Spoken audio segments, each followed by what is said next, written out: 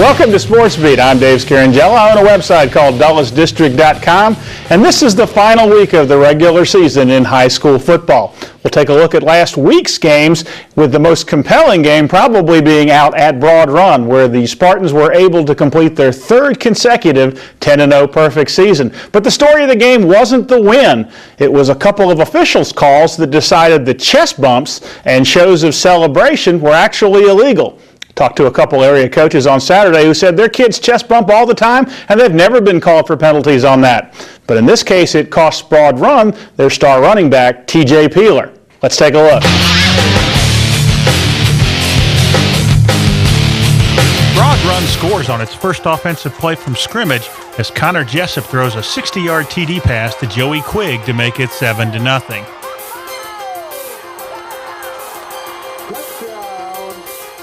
Broad Run was called for excessive celebration as players chest bumped each other after the play.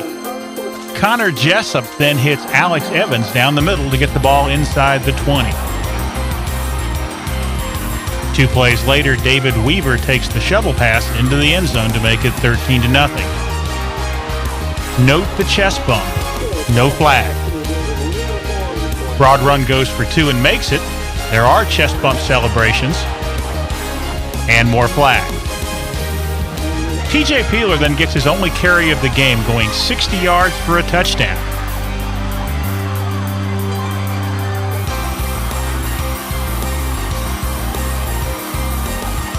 TJ then chest bumps a teammate in the end zone and is flagged for excessive celebration and is ejected in one of the most ridiculous calls I've ever heard of.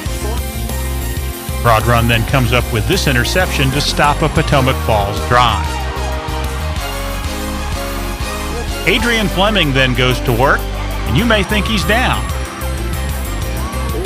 But he keeps on running. He gets the ball inside the 20. Fleming then scores on this 15-yard pass to make it 27-0. Zach Hobby pitches to Kyle Bolger, who makes this throw that Terrell Owens comes up with for a big gain for Potomac Falls. David Weaver gets Broad Run back on the board, first catching this pass to take it down to the 15. He then takes this swing pass and goes the rest of the way for the touchdown that makes it 34-0.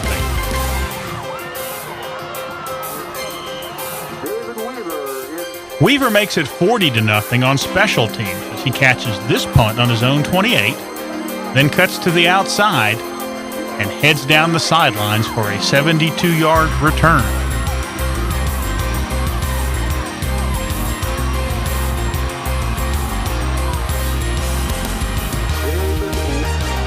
Potomac Falls gets on the board when Zach Hobby takes the ball down to the 1. Then on the next play, Brandon Brown takes it over from the 1 to make it 40-7. Mitch Nichols concludes the scoring when he runs into the pile, then breaks to his right and down the sidelines for a 38-yard touchdown to make it 47-7. The win completes Broad Run's third straight 10-0 regular season. They will now wait to see when and who they play next in the playoffs.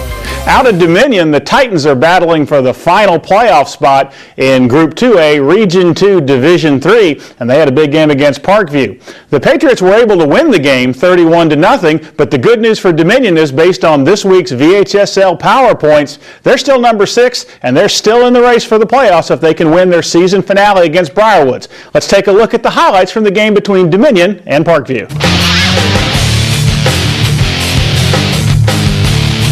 The Patriots line up quarterback Brandon Lee at tailback, and he takes the handoff to score a touchdown and put Parkview up 7-0. Later in the second quarter, Tommy Tedeschi breaks this big run to get the ball inside the Dominion 15. That would set up this 29-yard field goal by Kevin Flamenco to make the score 10-0 at the half. Big Eric Palma picks off this DeAndre Reeves pass in the third quarter and returns it deep into Dominion territory. 4 plays later, Sadesky takes it in from the 1 and the lead grows to 17-0. A bobbled snap forced punter Ben Pick to run, and he was able to pick up a first down and a lot more.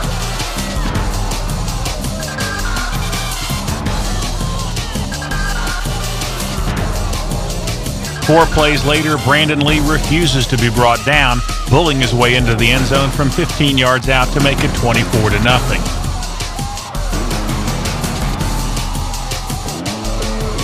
Parkview's final points of the night would be set up by this blocked punt with only 3 minutes left in the game.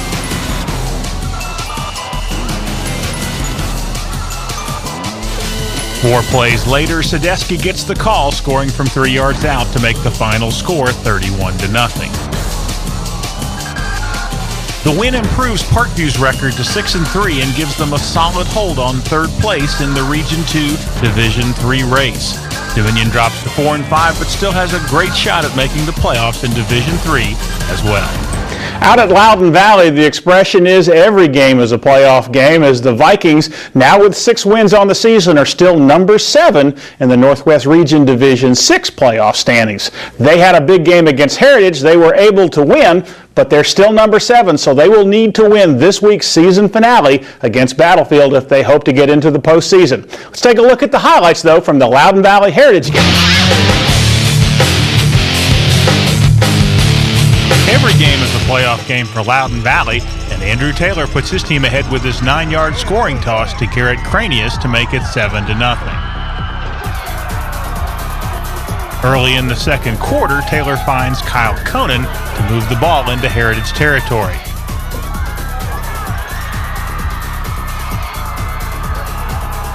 Two plays later, Kevin Wiley breaks to the outside for 47 yards on his way to the end zone to make it 14-0 at the half. In the third quarter, Andrew Taylor finds Garrett Cranius for a big gain inside the Heritage 10.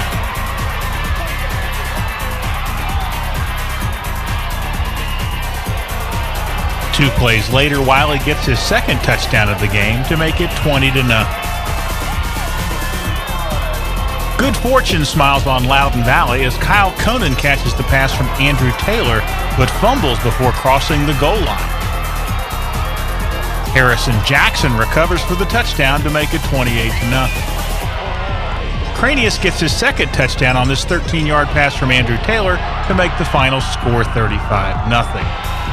The win guarantees Loudoun Valley a winning record, but the Vikings must beat Battlefield in their final game of the regular season if they hope to make the Northwest Region Division 6 playoffs. Stonebridge is still the number 1 team in the Northern Region Division 5. They've had a number of close games the last couple of weeks. This past week against McLean, they finally had a little more of a breather as they pulled away in the second half and were able to win 38-21. Let's take a look at the highlights. Kyle Gavea gets things going for Stonebridge with this pass to J.J. White, who moves the ball inside the McLean 25. 4 plays later, Gavea takes it in from 8 yards out to give Stonebridge a 7-0 lead. McLean answers as Riley Barrow takes it up the middle for a 29-yard scoring run to make it 7-all at the end of one quarter. A McLean fumble in the second period would give Stonebridge excellent field position. Spencer Rossitano takes an inside handoff down to the 1. Then Marcus Harris goes the final yard for the touchdown to make it 14-7.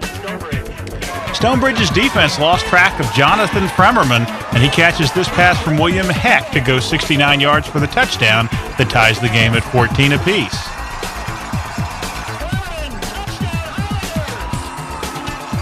Spencer Rossitano takes another handoff and moves the ball inside the McLean 10.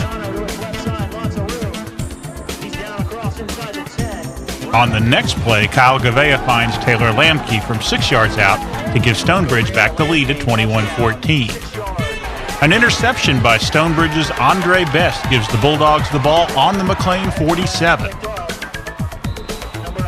Then Gavea finds Rossitano, who takes it to the end zone to make it 27-14 at the half. Riley Barrow closed the margin to 27-21 with this 1-yard run. But on the next play from scrimmage, Marcus Harris answers, going 56 yards to make it 34-21.